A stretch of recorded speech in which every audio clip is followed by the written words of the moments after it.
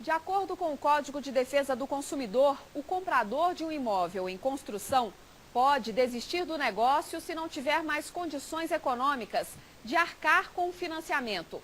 Mas, para o STJ, a devolução se torna irreversível se o proprietário já recebeu as chaves e ocupou a unidade.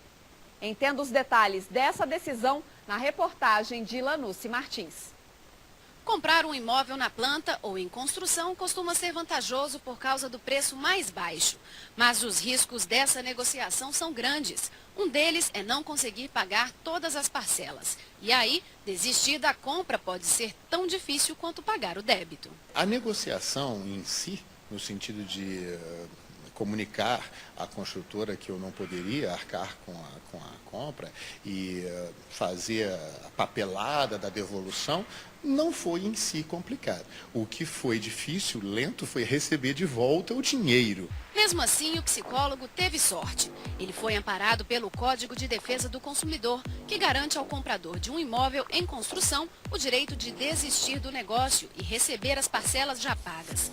A contrapartida é arcar com uma taxa de 25% do valor do empreendimento para pagar despesas administrativas.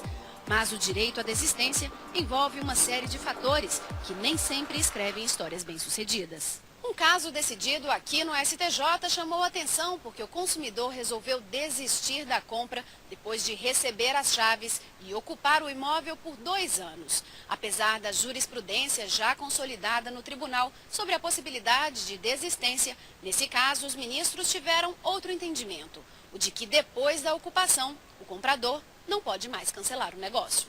O posicionamento partiu dos ministros da segunda sessão do STJ. Para o relator, ministro Aldir Passarinho Júnior, deve existir um limite de tempo para o exercício do direito de desistência de uma compra. Esse advogado explica que o novo entendimento vai inibir possíveis abusos de consumidores. Quanto maior o tempo de ocupação, você vai ter uma desvalorização realmente no mercado. Nesse caso dos 2 anos. Em 2 anos você pode ter edificação de outras obras que modifiquem o valor da própria terra onde está edificado aquele imóvel. Então, isso tudo gera um prejuízo para a construtora e é uma regra geral do direito, que todo aquele que causa dano é obrigado a reparar.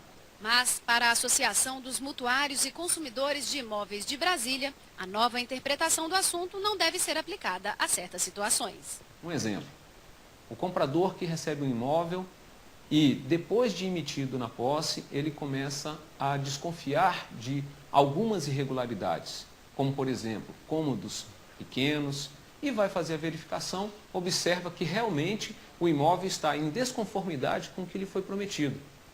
Cabe a ele, nos termos da lei, pedir o abatimento do preço, o complemento da área ou a rescisão do contrato.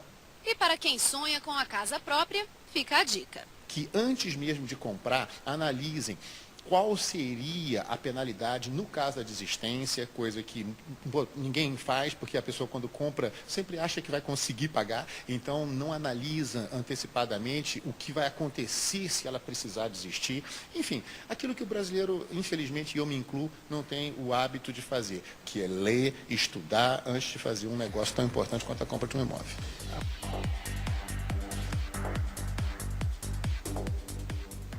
Em 1990, foram ampliadas tanto as garantias para quem compra o imóvel, quanto as responsabilidades dos fornecedores da construção civil.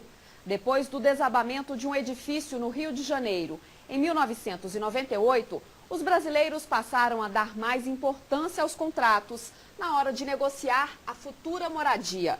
Hoje vamos tirar dúvidas sobre esse assunto com o diretor-presidente do Instituto Brasileiro de Estudo e Defesa das Relações de Consumo, Geraldo Tardan.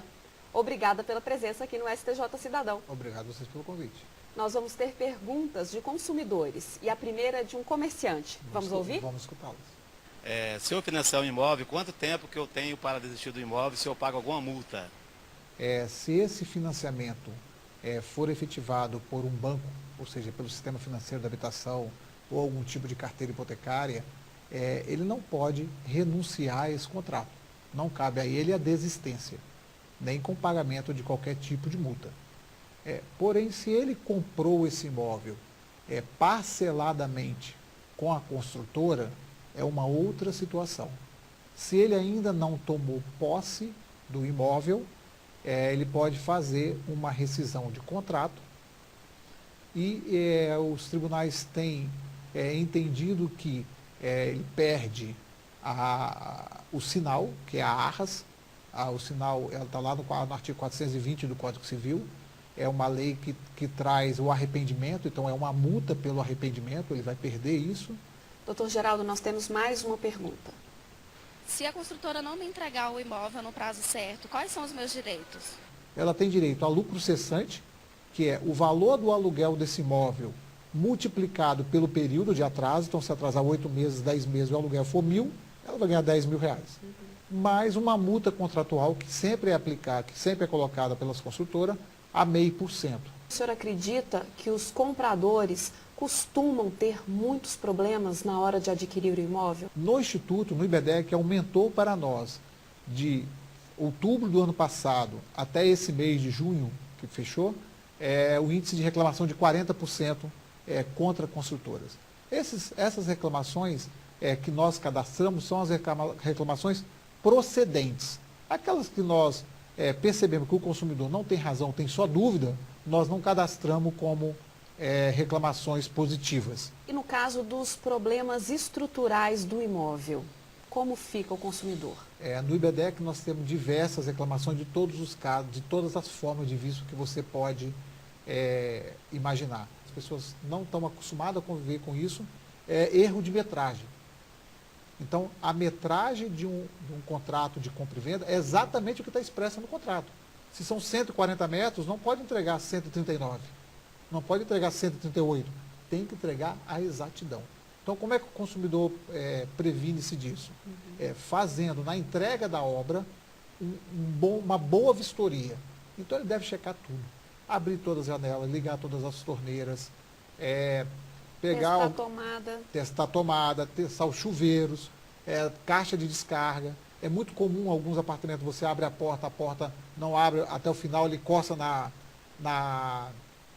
pia do banheiro. Então, tudo isso tem que ser visto, anotado na vistoria e reclamado com a construtora, que tem 30 dias para reparar. Não ocorrendo a reparação, cabe uma ação. E você tem aquela questão dos vícios ocultos, que são aqueles vícios que não são aparentemente detectados.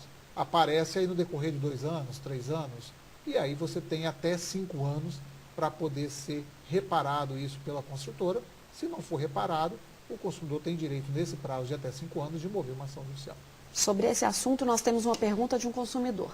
Eu gostaria de saber sobre o imóvel que eu comprei, que veio com defeitos, e eu acho que pela lei de direito eu posso fazer a minha reclamação e ser aceita o meu pedido. Ela tem todo o direito.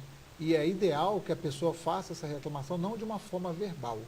Que mesmo que seja porque tem que ser feito, na verdade, uma notificação. Mas pode ser uma carta simples, se ela tiver dificuldade, não conseguir atendimento na Defensoria Pública para mandar uma notificação para ela, que ela enumere todos os problemas, se ela não fez isso na vistoria ou descobriu após a vistoria, e protocole na construtora. E coloque no último parágrafo um prazo de 10 dias para que a construtora lhe responda de que forma ela irá apresentar a solução desse problema. Nós temos uma dúvida de um estudante de direito agora. Gostaria de saber quais as observâncias legais devem ser feitas quando eu vou comprar um imóvel. Você tem que tirar a certidão de regularidade do imóvel, certidão do vendedor, certidão da Receita, da Fazenda, se for casado, do marido e da esposa, a certidão civil, criminal, da Justiça Distrital, da Justiça Federal ou dos outros estados, das justiças estaduais. Se a pessoa for empresário, tirar uma certidão da Justiça do Trabalho para saber se não está sendo executado, se esse imóvel é objeto de penhora.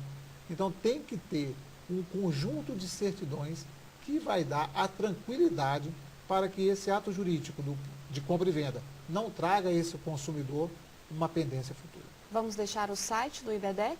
Bora. O site é www.ibedec.org.br e o e-mail para consultas consumidor@ibedec.org.br. Doutor